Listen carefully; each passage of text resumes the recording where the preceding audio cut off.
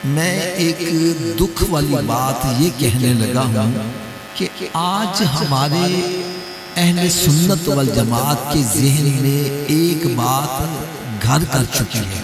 وہ شاید یہ سمجھنا شروع کر گئے ہیں کہ ہم مسلمان کے گھر میں پیدا ہوئے اور مولوی صاحب نے آ کر میرے کان میں اذان پڑھی تھی، اب میں نمازیں پڑھوں یا نہ پڑھوں، شرابیں پیوں، زنا کروں، بدکاری کروں، ماں باپ کی نافرمانی کروں، قطع رحمی کروں، قیامت کے روز اللہ تعالیٰ نے جنت مجھے پلیٹ میں ڈال کے پیش کر دی ہے۔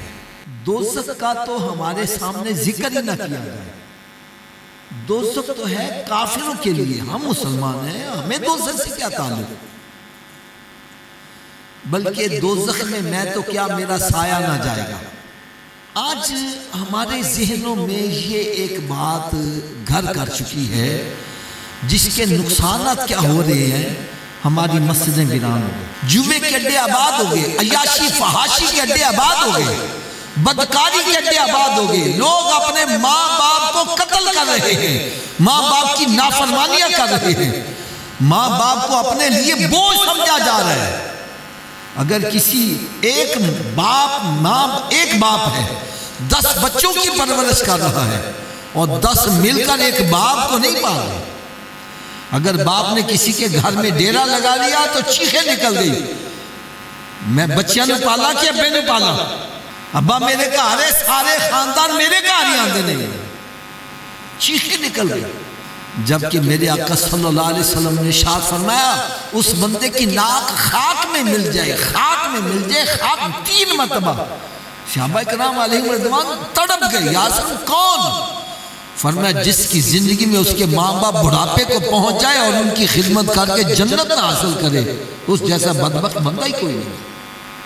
تو ہمارے ذہن میں ایک بات بیٹھ گئی ہے، ہماری قبر تو ہے، جنت کے باغوں میں باغ بنے گی، دوزخ والا تو ہم سے ذکر ہی نہ کرو۔ قاری صاحب قبلہ نے جو حدیث پیش کی میں اسی کے سامنے رکھ کے آپ کے سامنے عرض کروں گا کہ میرے آقا صلی اللہ علیہ وسلم سواری پر سوار ہیں، قبرستان کے قریب سے جب تشریف لے جاتے ہیں، سواری نے کودنا شروع کیا، سرکار نیچے تشریف لائے اور قبرستان میں داخل ہو کر 2 قبروں کے درمیان جلوہ افروز ہوئے۔ میں آپ سے ایک سوال کروں گا، بات سچی کرنا، یہ قبریں مسلمانوں کی تھی یا کافروں کی تھی؟ اونچی بولو یار، سب کی آواز نہیں آ رہی۔ کن کی تھی؟ تو مسلمان کی قبر میں عذاب ہو رہا ہے۔ یار ہمیں اپنی سوچ تبدیل کرنی چاہیے۔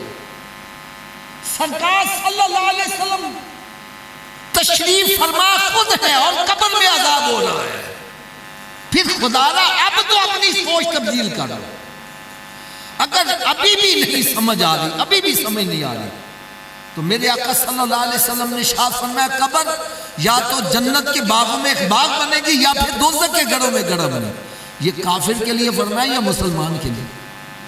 تھوڑا سا اونچی آواز سے بولو۔